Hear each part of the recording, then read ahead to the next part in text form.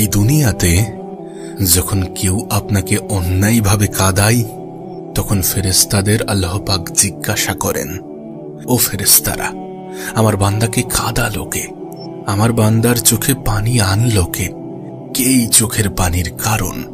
তখন ফেরেশতারা রবকে বলেন যে আল্লাহ অমুক অমুক এইভাবে আপনার বান্দাকে কষ্ট দিয়েছেন। তখন মহান রব্বুল আলামিন বলেন যে ফেরেশতারা, তোমরা সাক্ষী থেকো, আমার এই বান্দার চোখ থেকে ঝরা প্রত্যেকটা পানির বদলা আমি হাসরের ময়দানে নেব। প্রত্যেকটা চোখের পানির ফোঁটার হিসাব নেব, কারণ বান্দাটা আমার। আমি আমার বান্দাকে অনেক ভালোবাসা দিয়ে, অনেক মহব্বতের সহিত, অনেক মায়া অন্তরে ধারণ করে সৃষ্টি করেছি। আমি আল্লাহ সমস্ত সৃষ্টিকে আদেশ দিয়ে বানিয়েছি। আশরাফুল মাখলুকাতকে আমি মহব্বত দিয়ে বানিয়েছি। সত্যি বলতে কোনো বান্দাকে কষ্ট দেওয়া মহান রব্বুল আলামিন পছন্দ করেন না। আমাদের আল্লাহ, আমাদের রব কোনোভাবেই এটাকে পছন্দ করেন না। দেখবেন যখনই কষ্ট আসবে তখন আপন মানুষগুলো একটু সাইড কেটে যাবে। তখন কিছু মানুষ সত্যি অবহেলার সহিত দেখবে। কিছু মানুষের থেকে আপনি সাহায্য চাইবেন কিন্তু বঞ্চিত হবেন। আপনার খুব প্রিয় মানুষগুলো হয়তোবা আপনার থেকে নিজের দূরত্ব বাড়িয়ে নেবে, কিন্তু আপনার রব আপনাকে নিঃস্ব করবেন না, আপনাকে একা করবেন না।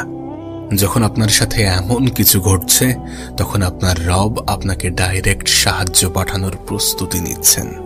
আপনি দেখবেন যখন ধান চাষ হয় এবং ধান গাছ বড় হয় তখন তার উপর দিয়ে অনেক ঝোড়ো হাওয়া বয়ে যায় এবং ওই ঝোড়ো হাওয়াতে কিছু ধান পুড়ে যায়।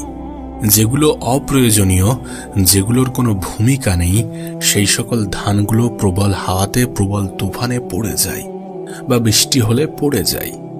আমাদের জীবনেও এমনও কিছু তুফান আল্লাহ পাক পাঠান, এমনও কিছু তুফান আমাদের জীবনে আসে যেগুলোর মাধ্যমে আল্লাহ পাক আমাদের জীবনের কিছু অপ্রয়োজনীয় মানুষগুলোকে ছাঁটাই করে দেন। যারা আমাদের জন্য উপযুক্ত ছিল না, কোনোভাবেই উপযুক্ত ছিল না, তাদেরকে ছাঁটাই করে দেন। আপনি নিজেই বলেন না, যদি বিপদ না আসতো তাহলে কে বন্ধু কে শত্রু তাহলে কি চেনা যেত? যদি বিপদ না আসতো তাহলে কে আপন আর কে পর সেটা কি বোঝা যেত? এই জিনিসগুলোকে জানার জন্য, প্র্যাকটিক্যালি এই জিনিসগুলোকে বোঝার জন্য আল্লাহ পাক আমাদের সামনে কিছু সিচুয়েশনে এনে দেন, এমন কিছু পরিস্থিতি যেখানে আমরা মানুষ চিনতে সক্ষম হই, যেখানে আমরা বাস্তবতাকে অনেক কাছ থেকে উপলব্ধি করি, অনেক কাছ থেকে অনুভব করি, রিয়েলাইজ করি। যাদেরকে ছাড়া আপনি থাকতে পারতেন না, সেই সকল মানুষগুলো যখন আপনার থেকে দূরে সরে যায়, আপনার থেকে চলে যায়, তখন আপনার কাছে এই বিষয়টা স্পষ্ট হয়ে যায় যে পৃথিবীতে রবের থেকে অধিক আপন কেউ নয়। আর পক্ষান্তরে এটাই বাস্তব, এটাই সত্য। আপনি দেখবেন আমাদের সমাজে একটা কথা প্রচলিত আছে যে অভাব যখন দরজায় আসে তখন ভালোবাসা জ্বালানা দিয়ে পালিয়ে যায়। আপনার কি মনে হয় এই কথাগুলো কি এমনি এমনি প্রতিষ্ঠিত হয়েছে? অনেক ঘটনার সাক্ষী হওয়ার পরেই তো এটা প্রবাদ বাক্য হয়ে এসেছে। একটা বিষয় বোঝার চেষ্টা করবেন, মহান রব্বুল আলামিন যখন কাউকে আপন করতে চায় তখন তাকে একটু দুনিয়ার মানুষগুলো থেকে দূরে রেখে দেয়, দূরে সরিয়ে দেয়। তার মন এবং মস্তিষ্ক থেকে দুনিয়ার আকর্ষণটা অনেকাংশেই কমিয়ে দেয়। আর এর ফলে কি হয় জানেন? সেই মানুষটি পাওয়ার হিসাবও করে না, হারানোর ভয়ও করে না। আর যখন সে পাওয়ার হিসাব করে না, হারানোর ভয় করে না, তখন তার মাথায়, তখন তার মনে কোনো টেনশন থাকে না। বিশ্বাস করেন, যখন আপনি আল্লাহর সাথে গভীর সম্পর্ক তৈরি করবেন, যখন আপনি রাতের অন্ধকারে আপনার রবের সাথে কথোপকথন করবেন, যখন আপনি বিছানায় শুয়ে আপনার রবকেই স্মরণ করবেন, যখন সবাই ঘুমিয়ে পড়েছে আর আপনি আপনার রবকে স্মরণ করছেন, আপনার মনের সমস্ত দুঃখ কষ্টের কাহিনীগুলো আপনার রবের সাথে শেয়ার করছেন, খুলে বলছেন, তখন আপনার রব আপনার কথাগুলো মন দিয়ে শোনেন এবং তিনি আপনার জন্য এমন কিছুর ব্যবস্থা করেন যেটা আপনার জন্য সব থেকে বেশি উত্তম হবে। মহান রব্বুল আলামিন আমাদেরকে নেক আমলের সাথে বন্ধুত্ব করার তৌফিক দান করুক, খারাপ জিনিসগুলো থেকে দূরে থাকার, ভালো জিনিসের সংস্পর্শে আসার পৃথিবীর বাস্তবতাকে বুঝে রবের সান্নিধ্যে আসার তৌফিক দান করুক। আর তিনি আমাদেরকে এমনটা করে থাকেন। বিভিন্ন আঘাত, বিভিন্ন ইঙ্গিতের মাধ্যমে তিনি আমাদের মধ্যে পরিবর্তন আনার চিন্তাভাবনা তৈরি করে দেন। তিনি আমাদেরকে নিজের দিকে আনার একটা মাধ্যম বানিয়ে দেন। কারণ আমরা তো আমাদের ভালো সময়ে রবকে সেইভাবে ডাকি না। ভালো সময়ে আমাদের হাতে খুব একটা বেশি সময় থাকে না। তাই মাঝে মাঝে তিনি আমাদের জীবনে কিছু খারাপ সময়ও দেন। এটা মনে করিয়ে দেন যে কেউ একজন আছে আপনার সঙ্গে। আপনি যখন খারাপ, আপনি যখন খুব কঠিন সময়ের মধ্য দিয়ে অতিক্রম করছেন, তখন আপনি একা নন। আমরা হয়তোবা আমাদের রবকে ভুলে যাই, ভুলে যেতে পারি, কিন্তু আমাদের রব কখনোই আমাদেরকে ভুলে যান না। সেটা হোক আমাদের ভালো সময়, সেটা হোক আমাদের খারাপ সময়। নিঃসন্দেহে আপনার চোখের পানিগুলো আপনার রবের কাছে অনেক বেশি মূল্যবান।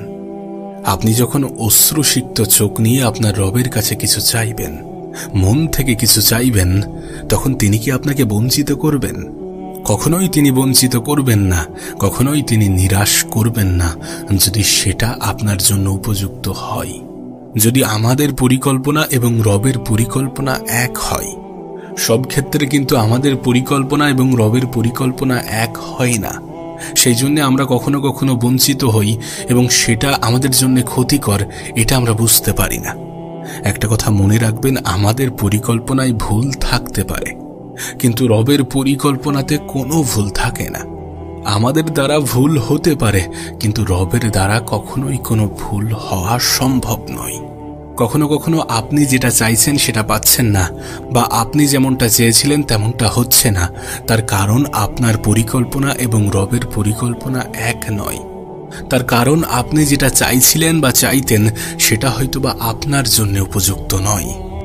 যদি সত্যি আপনার জন্য উপযুক্ত হয়, আর যদি অশ্রুমাখা জল নিয়ে আপনি আপনার রবের কাছে কিছু চান, তাহলে আপনার রব আপনাকে বঞ্চিত করবেন না। কারণ বান্দার চোখের পানি রব সহ্য করতে পারেন না। যারা আপনার চোখের পানি ঝরায় তারা আপনার রবের কাছেও অপছন্দ, শুধুমাত্র আপনার কাছে নয়।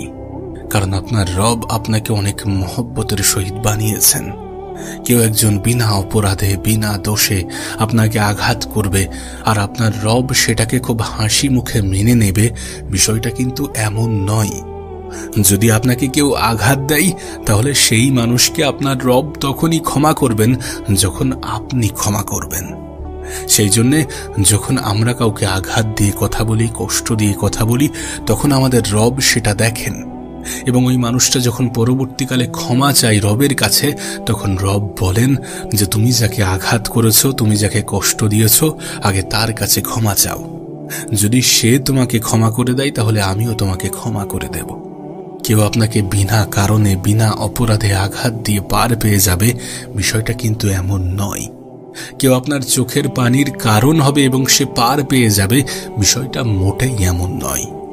আপনার রব সেই ব্যক্তিকে, সেই মানুষকে ততক্ষণ পর্যন্ত ক্ষমা করবেন না যতক্ষণ আপনি নিজে না ক্ষমা করছেন। কারণ আপনার চোখের পানির মূল্য নিঃসন্দেহে আপনার রবের কাছে অনেক বেশি। সেই জন্য আমরা নিজেরাও যখন আমাদের রবের শরণাপন্ন হই, যখন আমরা আমাদের রবকে স্মরণ করি, যখন আমরা দোয়া করি, তখন মন থেকে চাওয়া উচিত। একজন ভিক্ষুকের মতো কান্না করতে করতে চাওয়া উচিত।